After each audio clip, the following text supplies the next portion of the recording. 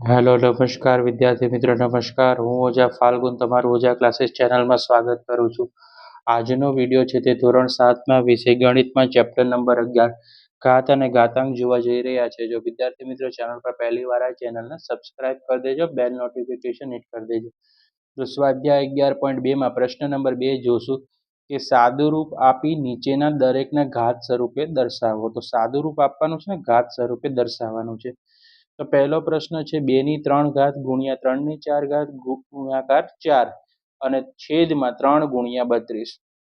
તો વિદ્યાર્થી મિત્રો સૌથી પહેલા આપણે જવાબમાં લખશું 2 ની 3 ઘાત ઉપરથી 3 ની 4 ઘાત. હવે 4 છે તે પૂર્ણ વર્ગ સંખ્યા છે, તો 2 નો વર્ગ થાય 4, બરાબર. પછી 3 ના 3, હવે 32 છે તો 32 કેટલી ઘાત થાય, તો કે 2 ની 5 ઘાત. 32 છે ને એ 2 ની કેટલી ઘાત થશે, 5 ઘાત થઈ જશે વિદ્યાર્થી મિત્રો, બરાબર. હવે જુઓ 2 લખશું. હવે જો 2 અહીંયા પણ 2 છે ને અહીંયા પણ 2 છે, એટલે આધાર કેવા છે, સરખા છે. તો આપણે લખશું 3 + 2 ગુણ્યા 3 ની 4 ઘાત છેદમાં 2 ની કેટલી 5 ઘાત છે તે આપણે ડાબી બાજુ લાવ્યા, 3 જમણી બાજુ ડાબી બાજુ છે ને જમણી બાજુ લાવ્યા ગુણાકારમાં, બરાબર. આ વસ્તુ ધ્યાન રાખવાની છે. હવે બરાબર 2 લખ્યા. હવે ઉપરના 3 + 2 તો 2 ની 5 ઘાત થઈ ગઈ ગુણ્યા 3 ની 4 ઘાત. આ સ્ટેપ એવું ને એવું ઉતારો, 2 ની 5 ઘાત ગુણ્યા 3, બરાબર. હવે ધ્યાન રાખો કે ઉપર આધાર અને જો ભાગાકાર છે તો શું થશે, ભાગાકાર હોય તો બાદબાકી થશે.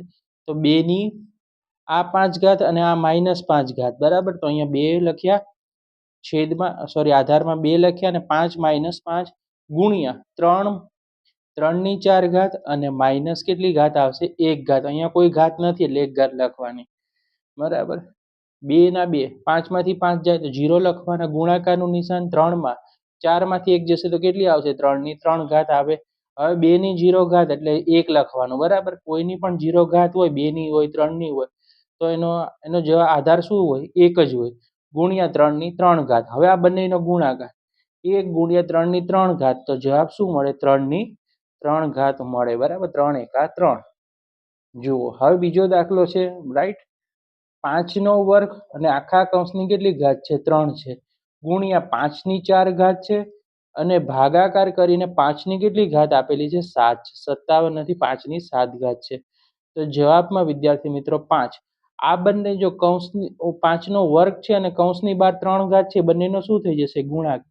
માટે 2 ગુણ્યા 3 ગુણ્યા 5 ની કેટલી ઘાત થઈ જશે, 4 ભાગ્યા 5 ની 7 ઘાત, બરાબર. સૌથી પહેલા આપણે 5 તો લખી જ નાખશું. 2 તેરી 6, ઉપર આ બંનેનો શું થઈ ગયો, ગુણાકાર. તો 5 ની 6 ઘાત ગુણ્યા 5 ની 4 ઘાત ભાગ્યા 5 ની 7 ઘાત. ગુણાકાર હોય ત્યારે સરવાળો અને ભાગાકાર હોય ત્યારે બાદબાકી. તો ગુણાકાર છે તો 5, 6 + 4, તો આ બંનેનો પ્લસ કરો ભાગ્યા 5 ની 7 ઘાત, બરાબર. 5 ની 5, 6 + 4 એટલે કેટલા થશે, 10 થઈ જશે ભાગ્યા 5 ની 7 ઘાત. ભાગાકાર એટલે બાદબાકી, મેં કીધું એ રીતે 5 બરાબર 10 માંથી 7 શું કરો, માઇનસ કરો તો 5 ની 3 ઘાત મળશે. ઓકે. 25 ની 4 ઘાત ભાગ્યા 5 ની 3 ઘાત. 25 છે પૂર્ણ વર્ગ સંખ્યા છે, જો 25 છે 36 છે પૂર્ણ વર્ગ ક્યાં, તો 5 નો વર્ગ અને કેટલી ઘાત આવશે, 4 ઘાત છે, એટલે માટે ભાગાકાર બરાબર 5 ની 3 ઘાત. હવે જો 5 ના 5, આ બંનેનો ગુણાકાર, 2 અને 4 નો શું થઈ જાય, ગુણાકાર, રાઈટ. જે ઘાત છે એનો ગુણાકાર, 2 ચોકું 8 એટલે 5 ની 8 ઘાત ભાગ્યા 5 ની 3 ઘાત. ભાગાકાર એટલે બાદબાકી, મેં કીધું એવી રીતે 5 ના 5, 8 - 3, તો 5 ની કેટલી જવાબ મળે, 5 ઘાત મળે, બરાબર. ભાગાકાર હોય ત્યારે શું કરવાનું, બાદબાકી. ગુણાકાર હોય ત્યારે સરવાળો. એના પછીનો દાખલો છે 3 × 7 નો વર્ગ 11 ની 8 ઘાત છેદમાં 21 × 11 ની 3 ઘાત. તો આપણે પહેલા જે લાઈનમાં લખીશું, પહેલો સ્ટેપ આપણો એવો કે 3 × 7 નો વર્ગ 11 ની 8 ઘાત, 21 ના અવયવ પાડો તો 3 × 7 = 21, 21 ના અવયવ પાડ્યા 3 × 7 = 21, 11 ની 3 ઘાત. જો હવે આપણે આ સ્ટેપમાંથી જ લખશું, 3 ના 3, 7 નો વર્ગ 11 ની 8 ઘાત. હવે 3 અને 7 ના શું કર્યું, આપણે અવયવને વેચી દઈશું. 3 ના છેદમાં 3 એટલે ભાગાકારમાં લઈ લીધા. આ 7 ની નીચે આ 7 શું કર્યા, આપણે ભાગાકારમાં લઈ લીધા અને 11 ની 3 ઘાત એટલે આ બંનેને શું કર્યા, આપણે છૂટા પાડી દીધા એમ કહી શકાય. રાઈટ. હવે 3/3 એટલે 1 મળે. ગુણાકાર 7 માંથી આપણે શું કરશું?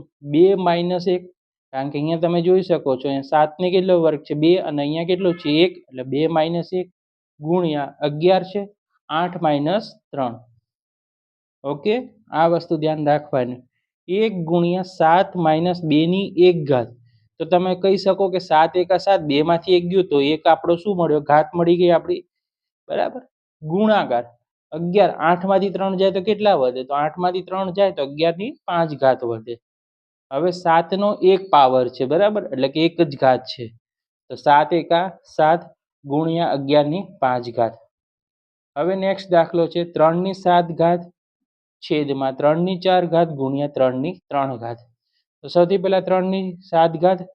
હવે જો 3 આપણો શું છે? આધાર છે. ગુણાકાર હોય તો આ બંને કેવા છે? આધાર સરખા છે. તો 3 આપણે એક વખત લખશું. ગુણાકાર હોય તો પ્લસ કરશું. તો 4 + 3 શું થઈ ગયા? બંનેનો સરવાળો.